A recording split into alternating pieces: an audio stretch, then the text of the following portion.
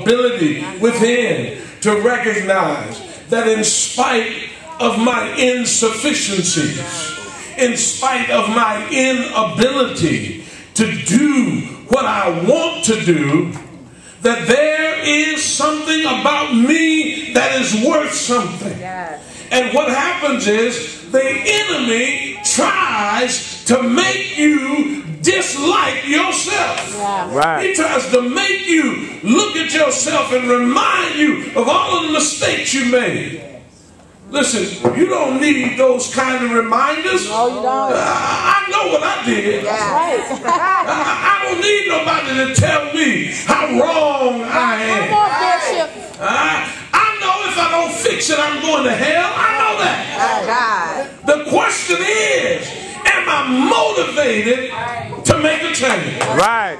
And the Gethsemane experience is a different kind of experience than any other.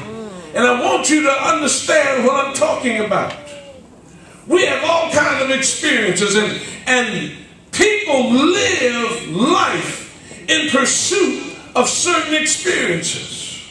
Let me give you an example. A drug addict's first high. The rest of his addictive life is spent trying to find and duplicate the first experience. Right, right. And the problem is, it's never the same. Right. That's the problem. The more you do it, the less you get out of it. And the less you get out of it, the more you want to do. Right.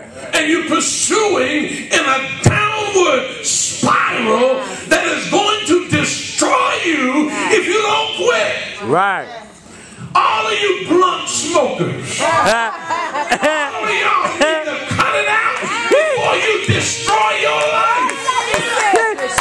I know what I'm talking about. I've been where you sit. Right.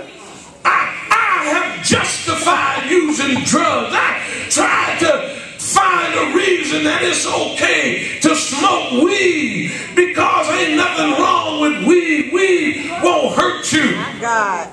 I admit heroin's bad and cocaine's bad and this is bad, but ain't nothing wrong with weed.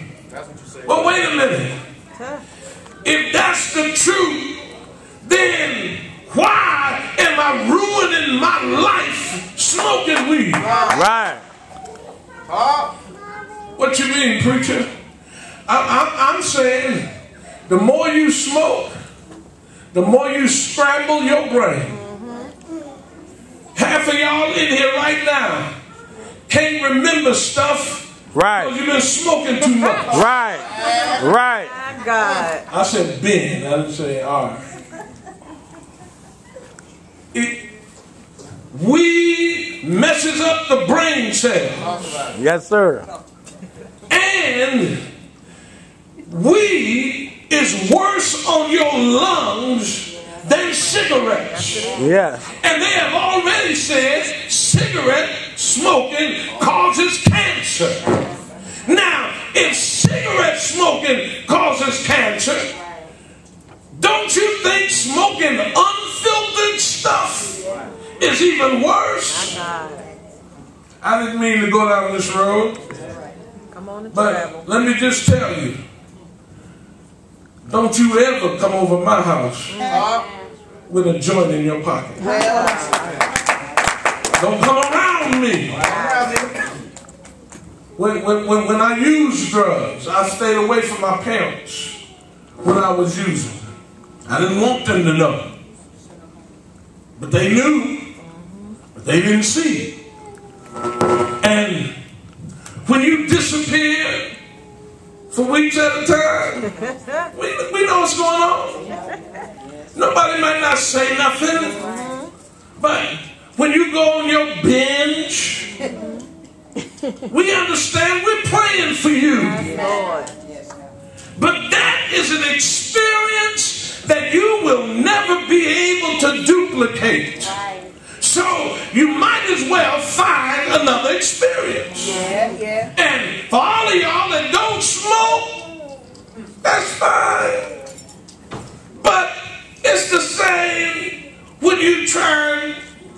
to find that first love-making experience all over again.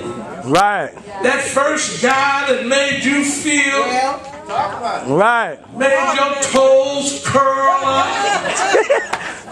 made you think about it. And you've been in search of that ever since because he walked out on you. And so now you playing around with every time Dick and nobody. Come on, Bishop. Trying to find it and duplicate that experience, but it ain't happening. You might as well let it go. Let it go. Experience, if it's not the right kind, can mess you up. Right. Right. Don't think just because you went through something that you learned anything. My God. Some of us are just plain stupid. Well. Yes, we are. We just plain stupid. We go through the same stuff, don't learn nothing, and then go back through it again and wonder, why am I going through this all over again? Because you didn't learn the first time. Right. And I want you to understand something. You don't have to go through everything you go through. Right. Much of what we go through is because we didn't listen when God sent a word.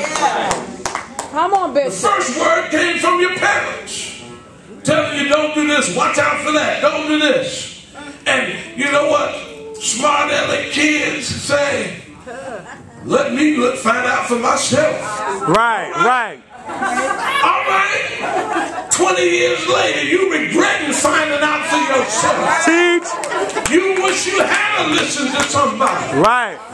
But for all of you young people, it's not too late. Right. God is sent a word to tell you that if you will listen to somebody who's been through something, you can keep yourself Right. from having to go through the same thing. Right. Lord have mercy. And while I'm on the subject, we just need to be careful. Some of y'all sleeping in the wrong bed. Oh, okay. And you need to cut it out. Cut it out. You need to cut it out. Cut it out. And tell that so-called man to back up off of you. Right. Because if he really cared about you, and you have told him that you are a child of God and you are saved and you're trying to keep yourself holy, he would not be pressing up on you like that. Right. You need to make sure that when you are in these relationships, that you don't put yourself in a position to where you regret where I went and what I did. If you stay in public, there's only so much you can do. Right. Even if you do feel weak. I don't know why I'm going down this road, but I'm talking about experiences. Experiences that you can regret. But there's another kind of experience.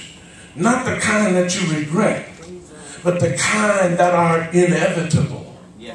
There are some inevitable experiences that you must go through. And that's what the Gethsemane experience is all about. It is an experience that says, I got to go through this because I'm on my way to God.